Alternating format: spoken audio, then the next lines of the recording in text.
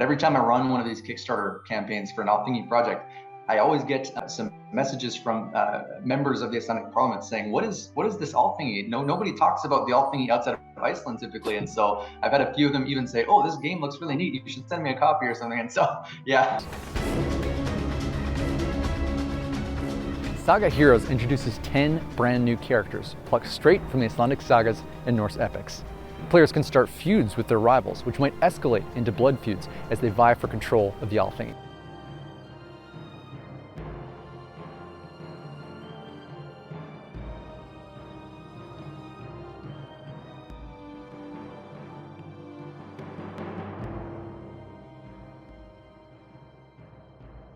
Hello everyone, my name is Oskar. I go by Speak Viking online and I teach Icelandic. And with me today is my good friend, Josh. And hi there, Josh. And you have a very cool project going on over on Kickstarter. We met through a friend related to a book that you worked on. But right now, maybe you just take it away, Josh. And could you tell us a little bit about what it is that you're doing over on Kickstarter with Althingi? Thanks, Oscar. I appreciate you having me on here. This is fun to chat. And yeah, I am a game designer in Canada, and I design board games. I also write books, but this project I have on Kickstarter is a card game set in Iceland. And if you are a fan of Viking history or Icelandic history, it's a really cool historical tie-in. The title is Althingi, One Will Rise. And you take on the role of an Icelandic chieftain. In the early settlement period, when Vikings were first coming to Iceland, there's a gathering every year called the Althingi. And so you step into the role of the chieftain, you go to this gathering, and you're trying to bribe Vikings to join your camp to gain influence. And of course, it's a Viking game, so there's got to be a bit of fighting. And you can challenge your opponents to home game, and it's all about finding the balance of power. So that's the base card game, and that came out in 2020 through Kickstarter. And now the expansion is coming out called Saga Heroes. And I'm really excited because Saga Heroes introduces some of the actual historic characters from the Icelandic sagas into the game. So there's a brief overview, but yeah, so I've got a Kickstarter project up right now, an Icelandic history card game where you get to step into the role of Viking chieftain. Very cool, Josh. And I have seen it. I've seen the Kickstarter, and you told me about the game and how it works. And I think it's really cool that you have this connection to the original Icelandic Parliament, Alþingi. So do you want to tell people maybe who are not all that familiar with the concept of Alþingi in Iceland and why it was of interest to you? Sure, yeah. And it's funny you mentioned that the Parliament today is still called the Alþingi. It's one of the longest standing governmental bodies in all recorded history, which, I mean, just that alone makes it really cool. But every time I run one of these Kickstarter campaigns for an Althingi project, I always get some messages from members of the Icelandic Parliament saying, "What is this Althingi? Nobody talks about the Althingi outside of Iceland typically." And so I've had a few of them even say, "Oh, this game looks really neat. You should send me a copy or something." And so yeah, it's yeah. So the Althingi originally back in Iceland during the early settlement period, we're talking kind of early 900s, people were fleeing Norway because there was this character named Harald Finehair. He's referenced in a bunch of the historical documents we have, some of the sagas, some accounts from outside of Scandinavia, and he was the first one to really bring all of Norway under his control as a king. Before, it had been ruled by a kind of a loose collection of chieftains, and each of these chieftains would sort of control a district. And so this could be a fjord, this could be a set of islands, and every year, according to Old Norse law, they should meet together, something called a thing. Now, in English, it's kind of a funny word because a thing means something in English just like anything. But in Old Norse, at that time, a thing was sort of a gathering. And so when people were pushed out of Norway because they didn't want to live under Harald Finehair's rule, many of them ended up sailing to Iceland. Iceland had been recently discovered, some Scandinavian sailors, and it was sort of famed as a land with lots of free space. There were no inhabitants in Iceland at the time that some of these Scandinavian sailors were arriving. There's some evidence that there were maybe some Irish monks there 200 or 300 years before at a small setting, but they didn't stay. It wasn't something that they decided not to stay there sort of long term. But as the Vikings sailed from Norway to Iceland, they took with them these traditions, like a gathering of the thing, of the social structure of rule by sort of a set of chieftains rather than more the Christian model of king, and that system of government was preserved really well in Iceland, partly because of the geographic isolation and some other factors. And so the Althingi became this gathering based on the Old Norse thing that involved the entire island. So everybody in all of Iceland, the people of influence, would gather once per year in Thingvellir, which is a park. And you had mentioned, Oscar, that it's actually, what is it, an hour and a half drive from today's actual parliament? Yeah, it's about an hour. So if you set off from Althingi downtown Reykjavik and you drive east towards Thingvellir, you will get to the original meeting place that took place. Maybe it's important to tell people that don't know, it took place like outdoors, like in a field. Outdoors, in a field. Yeah. So people would meet there. So that's about an hour's drive away from present day Althingi and the building right now today that is used for Parliament to meet and set legislation and go through laws. Was built in 1881, but the original Althingi, as you mentioned previously, was 930. Totally, and it's such a unique like historical happening. You know, it involves Vikings, and so that's obviously a subject of interest for people. And the Icelandic sagas, as well as some of the Norse sagas, speak of the Althingi and you know, chieftains and Vikings and outlaws being involved in the Althingi in different ways. So I thought, what a cool historical context and setting for a game. Sometimes, I don't know what you find, Oscar, but as a creator, I sometimes need some sort of spark, some sort of place to start to build my projects off of. And when I started designing the game, it was just this idea, this historical gathering of Vikings. It's important in our own real history, and then sort of its uniqueness, especially as it was preserved kind of far past where those traditions would have been kept up in places like Norway or Denmark or even Scotland, things like that. Absolutely, yeah, I agree. I think it's a fantastic thing that you've struck on to sort of combine this thing of a card game and something that's rooted in history. So you can get to sort of play around a little bit with the facts, obviously, but you have that rich history to draw upon. Fantastic. Now, and this is connected a bit to the project that we know each other through, but Old Norse and Icelandic, they're sort of related, but they're not the same language, but they're pretty close. Is that correct? I would say yes. You know, I wouldn't, you know, position myself as any sort of authority to speak on it, but the general feeling of people in Iceland is that we have a very strong connection to what is commonly known as the Old Norse language. So that when we see it written, we're able to sort of grasp it, I think, more strongly than some of, you know, the other neighboring countries. And that has something to do with the fact that we were isolated for such a long time, and therefore the language was sort of maintained. And Denmark, in Norway, in Sweden, they had all these other neighboring countries that they would trade with, that they would go to war with, and, you know, people would, you know, connect, not via Facebook or Twitter, but, you know, speaking orally to each other. And so I think it's only natural that the languages kind of rub off each other. Whereas in Iceland, from a very early age, people were just kind of talking amongst themselves, basically. And then maybe once or twice a year, a ship would come from Norway with supplies. Super cool. Okay, so is it okay if I throw some terms at you from the game, and then players can learn how to say them? Okay, so first we have to start with the title of the game. Here we go. Althingi. Fantastic. Can I get it one more time? I say this all the time, and I want to get better at saying it. So, Althingi. Fantastic. You'd mentioned this already, but there's a field outside where they would gather. I believe it's a national park today, and this is the name. Thingvellir. Thingvellir. Fantastic. One of the first player in the game is called the Law Speaker, and at the Althingi, the historic Althingi, one Viking would be elected to be the Law Speaker. At first, it was a 20-year term, and then it became shortened. But they would be in charge of reciting the Old Norse Law Code, and so there was an Old Norse Law Code is written down later on, but it was orally transmitted at first. So here is a juicy one. Lögsögumaður. Let's try this. Let's try two speeds. Let's try the normal Icelandic speed and then we'll go slow. Yes. So, lögsögumaður. That was fast. Okay. I need And slow then, speed. yeah, half speed. Lögsögumaður. Fantastic. Thanks for doing both speeds on that one. My pleasure. My pleasure.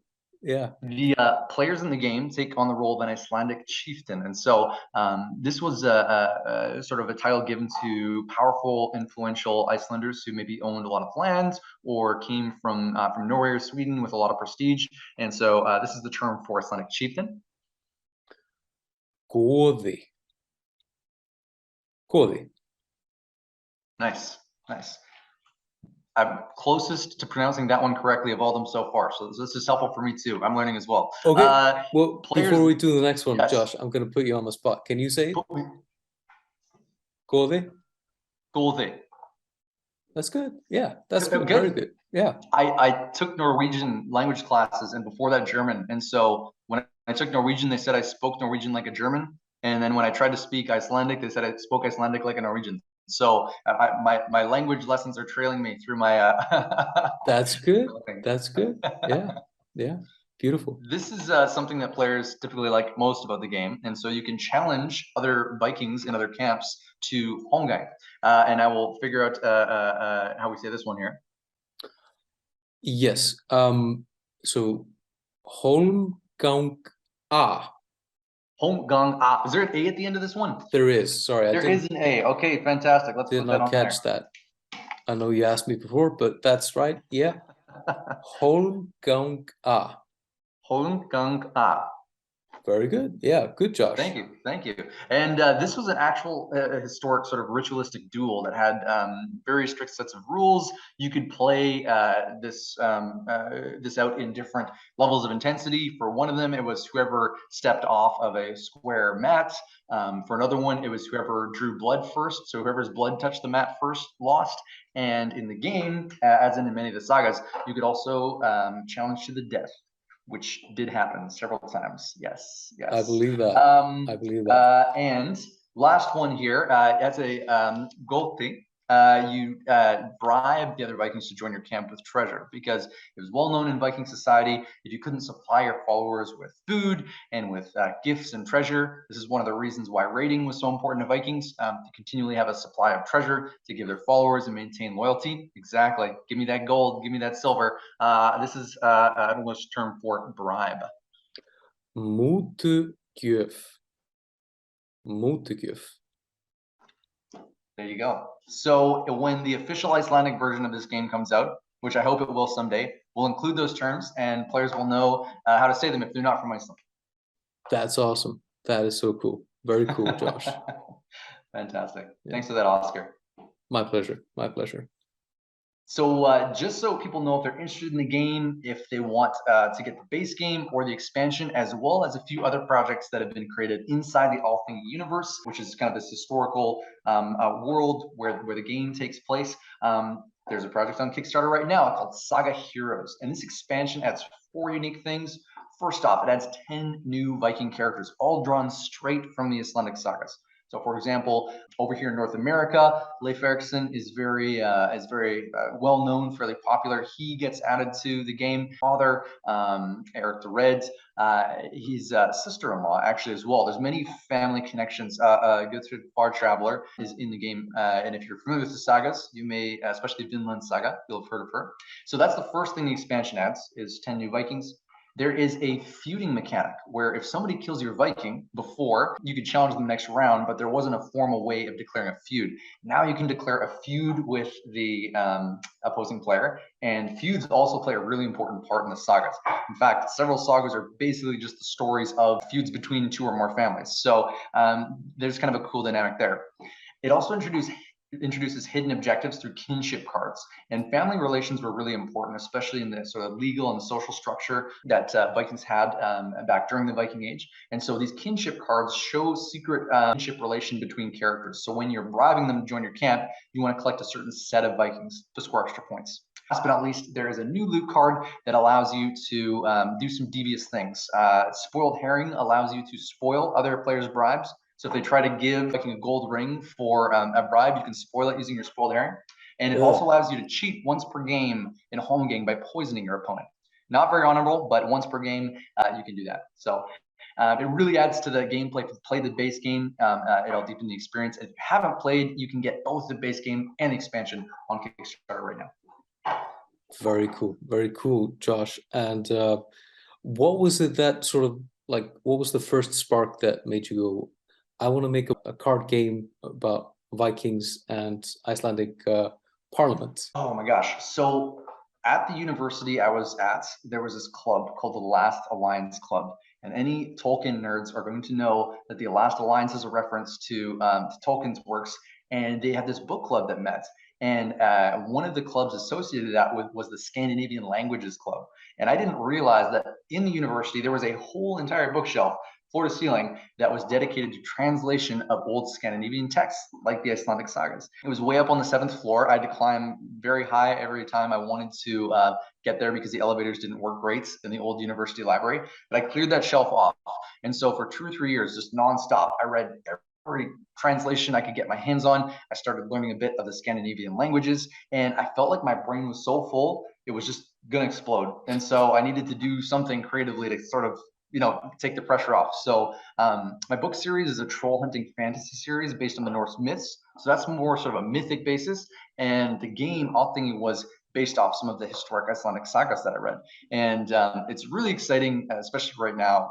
Our archaeological techniques are improving. And at one time, the sagas were thought to be almost completely fictional. And understandably, there's references to trolls or to giants or to witches who like ride whales, things like that. But surprisingly, a lot more of the details from the Icelandic sagas have proven to be pretty plausible geographic locations and possibly even historical figures. So in reading that, initially I thought they were maybe more fiction than fact.